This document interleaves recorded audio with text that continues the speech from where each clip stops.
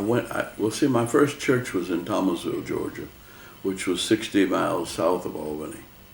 And so I went down at Martin Luther King's request just to see what I could find out. And I went to the place where Charles Sherrod and Cordell Reagan were living.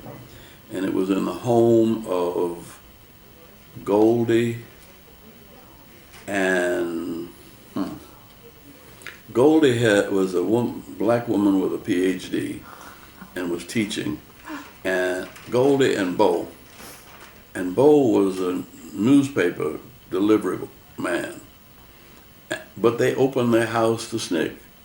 And so they said, you know, do you have any place to stay? No. So they pushed the two beds together, two of these army bunks together, and we spread a blanket over it, and I was in the middle.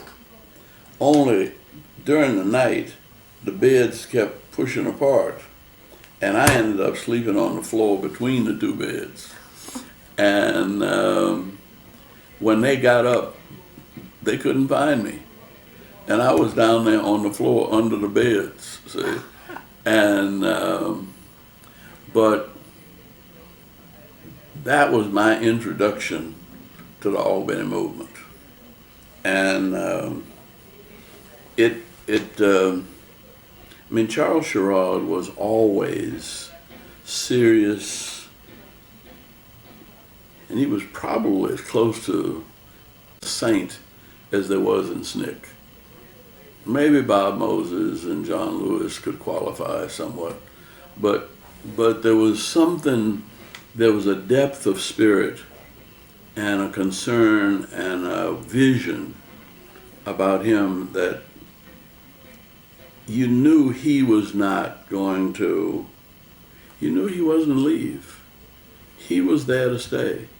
And there was a dedication and a depth of concern that Ruther Harris and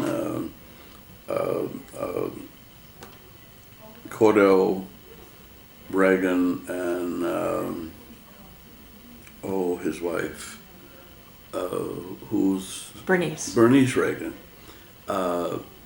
They were such deep and serious people, and it never came out any better than when they sang. And I don't know whether any of us had good voices, but behind Ruther Harris and Cordell Reagan had a pretty good voice, and of course Bernice had the best voice I've ever heard since. I mean, she was, she ended up getting a PhD in music from Juilliard, I think, and they Sweet Honey in the Rock is a classic history of Southern song. Let me ask you this question. Reverend C.T. Vivian makes the point that we didn't know what to sing before Albany. Albany started the songs of the movement. And woke up this morning with my mind stayed on freedom. Right. Paul and Silas bound in jail. Mm-hmm. Had no money to go to a bail. Keep your eyes on the prize, hold on. Mm-hmm. You know, and the singing of the movement came from Albany, Georgia.